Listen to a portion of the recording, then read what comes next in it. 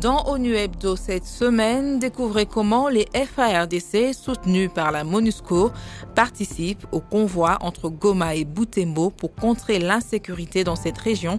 C'est dans la rubrique ONU et nous. Et en focus, le chef de la MONUSCO appelle les parties prenantes au dialogue national congolais à plus de flexibilité. Enfin, dans la rubrique Congo profond, nous irons à la rencontre des creuseurs artisanaux de cobalt. C'est dans la région de Kolwezi.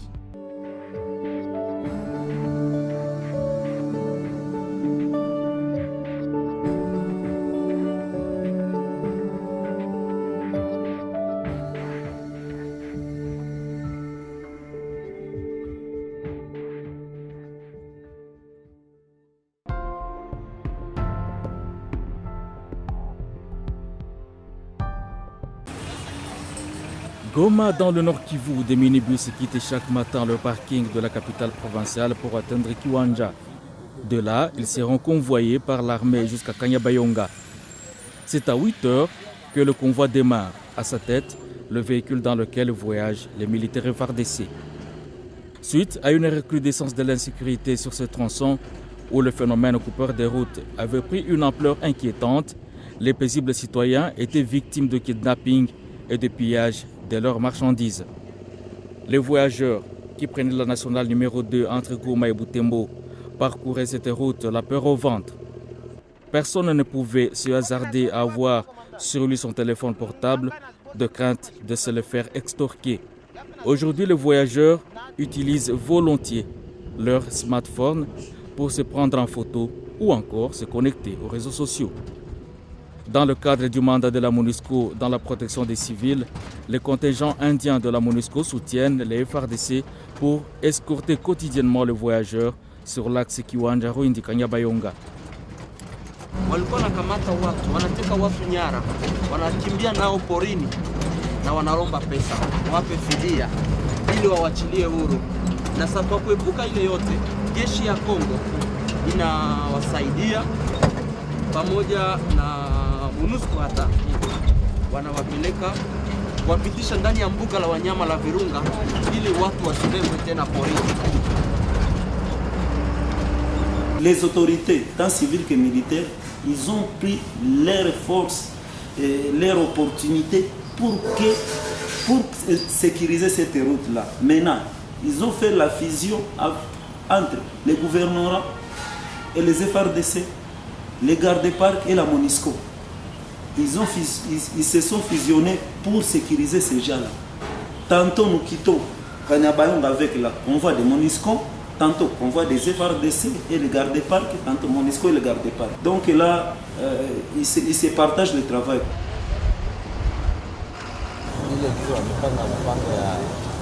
Depuis l'instauration de convois sur cet axe, c'est un ouf de soulagement pour nous, car beaucoup de chauffeurs avaient déjà abandonné ce travail à cause de la diminution de la fréquence de voyageurs causée par l'insécurité. Aujourd'hui, grâce au retour de la sécurité, l'un des fruits des convois, actuellement, le nombre de voyageurs est en hausse. Ce que je peux demander aux autorités, c'est de procéder aux permutations de militaires déployés pour la sécurisation de ces axes. Ceci éviterait le mixage de la population qui pourrait affaiblir cette initiative. Initiée par le gouvernement provincial depuis janvier 2016, l'escorte des FARDC bénéficie de l'appui des contingents de la MONUSCO et des éco-gardes de l'Institut congolais pour la conservation de la nature.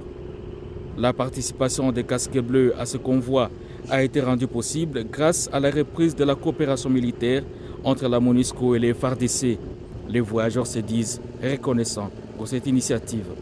Cette commission a commencé à partir du mois de janvier 2016 jusqu'à aujourd'hui. Ça va prendre du temps vraiment.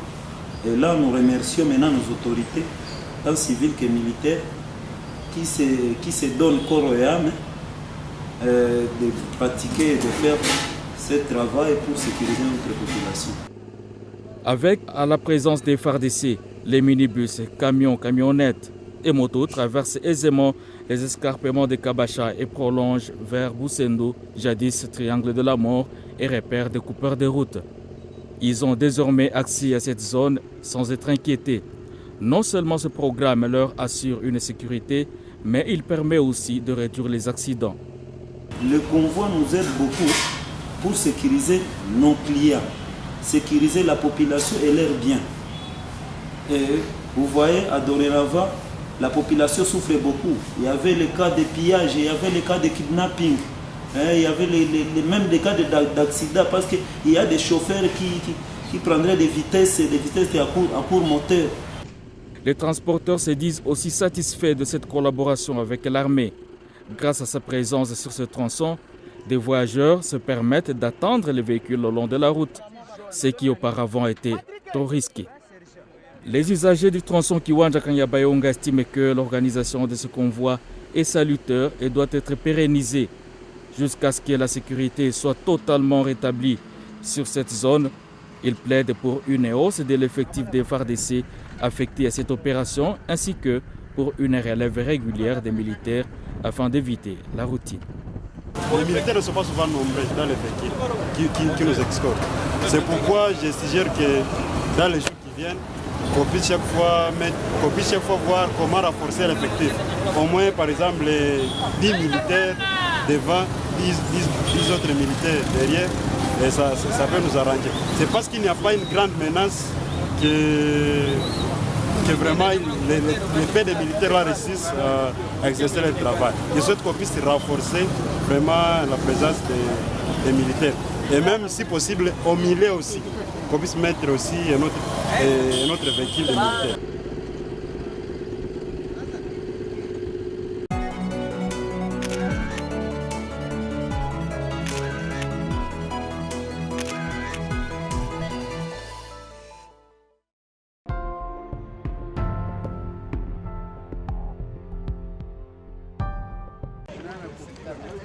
À la cité de l'OUA, lundi 1er septembre 2016, se tenait à Kinshasa la réunion d'ouverture du dialogue politique national congolais. À cette occasion, le représentant spécial du secrétaire général de l'ONU en RDC, Maman Sambo Sidikou, a invité les parties prenantes à plus de flexibilité. Pour le chef de la MONUSCO, l'Afrique a les yeux braqués sur la RDC en se tournant de son histoire politique. J'ai la ferme conviction que les Congolais ont la capacité de résoudre leurs différends à travers le dialogue et que nous devons de les accompagner. Pour les Nations Unies, le dialogue reste la seule voie pour sortir de l'impasse actuelle. L'alternative, mesdames et messieurs, c'est la violence, la destruction et la mort d'innocents. Car ce sont toujours les innocents qui paient pour les rivalités politiques qui dégénèrent. C'est la raison pour laquelle, depuis ma prise de fonction en novembre 2015, en tant que représentant spécial du secrétaire général des Nations Unies, en RDC, chef de la MONUSCO, je ne cesse d'encourager les différentes parties prenantes que je rencontre régulièrement, dans le cadre de mon mandat de bons offices, de toujours privilégier le dialogue.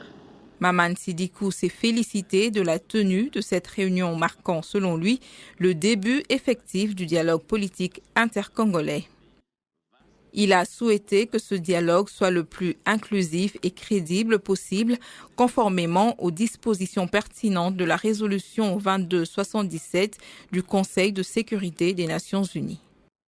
Regrettant l'absence d'une frange significative de la classe politique, M. Sidikou a souligné la nécessité de les amener à se joindre à ce processus. Tout en saluant les mesures déjà prises, le représentant de Ban Ki-moon en RDC a renouvelé son appel pour l'approfondissement de mesures de confiance par le gouvernement.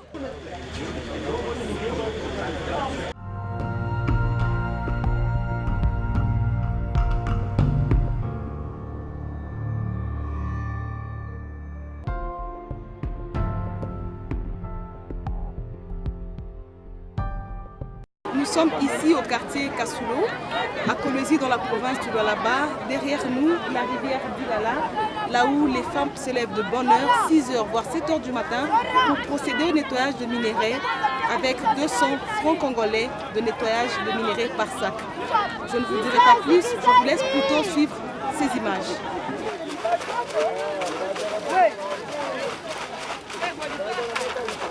Les creuseurs, c'est un problème sérieux. Je dois vous avouer que j'étais moi-même surpris quand j'ai appris que 20% du lot de minerais exportés provenait de ces secteurs de l'exploitation artisanale. Et 20%, c'est des centaines de millions de dollars, si pas des milliards de dollars.